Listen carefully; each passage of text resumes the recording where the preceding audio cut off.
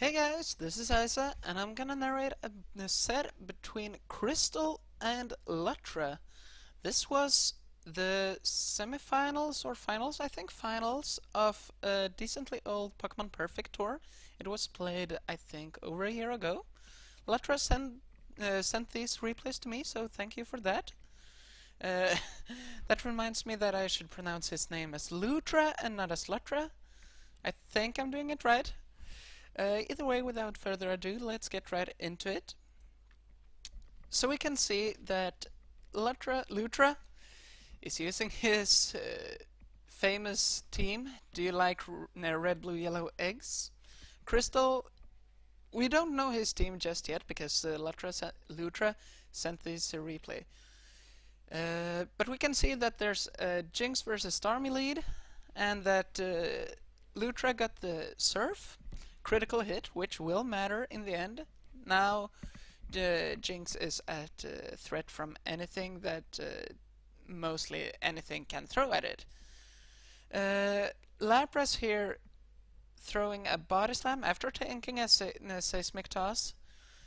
Body Slam getting Parahax versus Chansey. Confused Ray coming through to add to that. Softball negating all of it though. The chain switch to Golem, I like that, that's very cute. Very helpful. The self-damage from Chansey aids Golem as well, making Earthquake more reliable to hit KO. Crystal sends in his Exeggutor to sponge the Earthquake, I like that, very good move. Very simple move to be honest as well. And Stun Spore is revealed, but Lutra makes a good prediction scouting the Stun Spore. So we now know that this Exeggutor is a mono-attacking variant. In comes Lutra's own Exeggutor, but here the issue with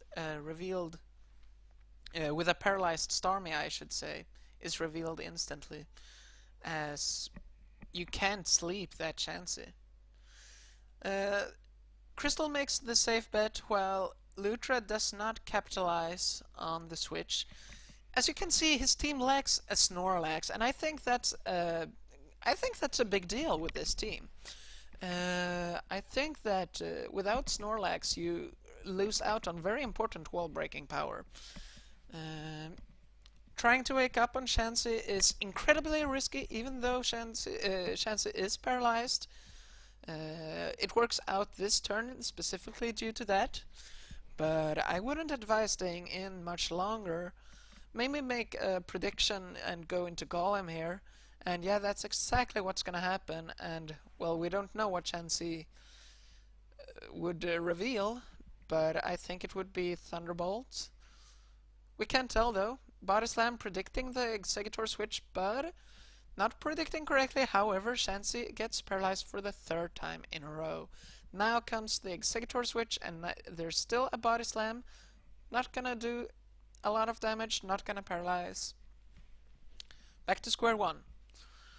Exeggutor Ditto, and Crystal's Exeggutor has used Psychic 2 times and has hit the opposing Exeggutor twice, and it has been a critical hit twice.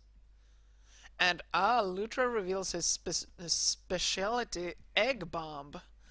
I think he was the one to invent that move on Exeggutor. Most people running Double Edge due to its superior accuracy.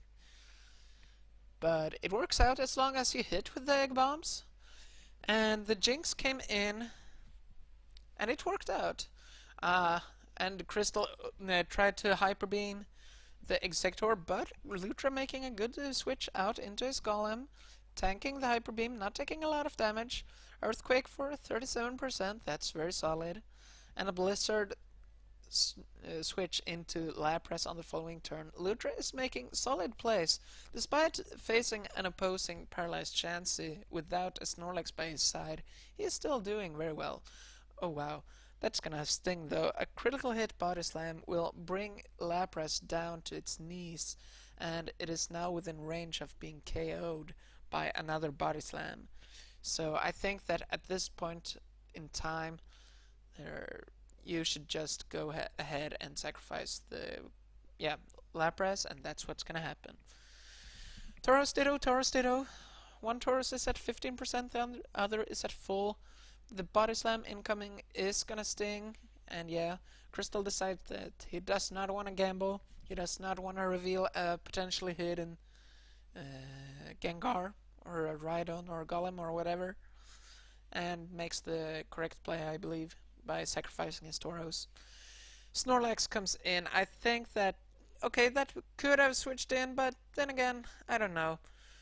Tauros have 15% can't ever enter, and while revenge killing is obviously helpful, it's not as helpful if you're in the backseat. I don't agree with Lutra staying in and using Body Slam versus Snorlax here. The risk of getting his own Tauros paralyzed is too big, and with that would come a great loss of speed. And given that Lutra's Executor is at 46%, that's very little. He is at great risk of being outsped by everything remotely fast on the opposing team. Okay, he makes the better switch this time. I do agree with this, even though paralysis on the switch would be incredibly frustrating. It still wouldn't be too big of a deal because Golem has the ability to blow up and at any point in time. Okay, and lo and behold, that's exactly what's happening. Executor comes in. I'm not sure if he predicted the boom or if it was just a standard wall-to-wall business. But it is what it is. So we have Snorlax, Paralyzed Chansey, and an unrevealed Pokemon that isn't Tauros, or Jinx, or Executor, versus Executor, Chansey, Tauros, all unparalyzed, and Sleeping Starmie. I think Crystal made the correct prediction here by going into his Chansey versus the Executor. Lutra wanted to get a sleep in, but that didn't happen because a paralyzed Chansey was staring him down. Egg Bomb does solid 27% damage, but Crystal gets to throw a very important Thunder Wave. And you can see why it's important right here, because 2 straight paralyzes, and boom! The late came right on, trying to soak a boom, but because the Executor got paralyzed 3 times in a row, there's no time to boom.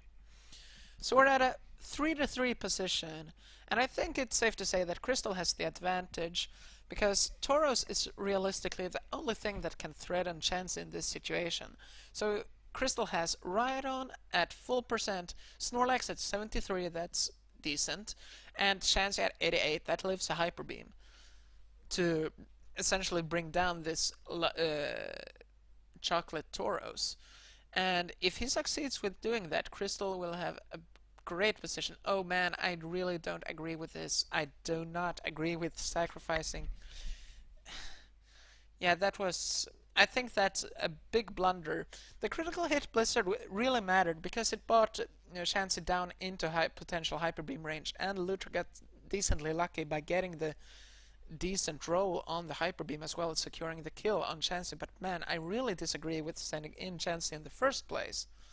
I think the play was absolutely to let Rhydon carry continue the business, taking a potential critical hit Blizzard that would result in a one-hit KO, but it can't switch in. This went from good to bad in 2 turns, and the Body Slam paralysis on Snorlax doesn't help either.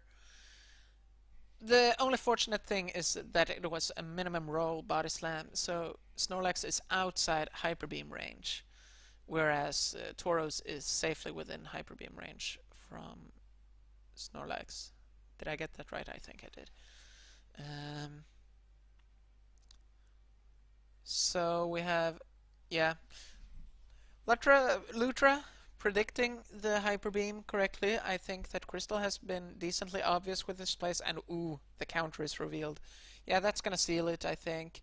If this Chansey has Ice Beam, which it really should have, then it's just a matter of using Ice Beam, getting killed by the Earthquake, and hoping that the Tauros Blizzard connects with Rhydon.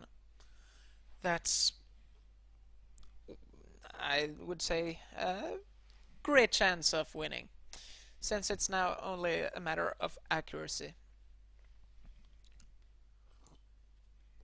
And even if Tauros should miss his Earthquake, Blizzard, there's still the chance of Starmie waking up. So yeah, this is gonna end really soon.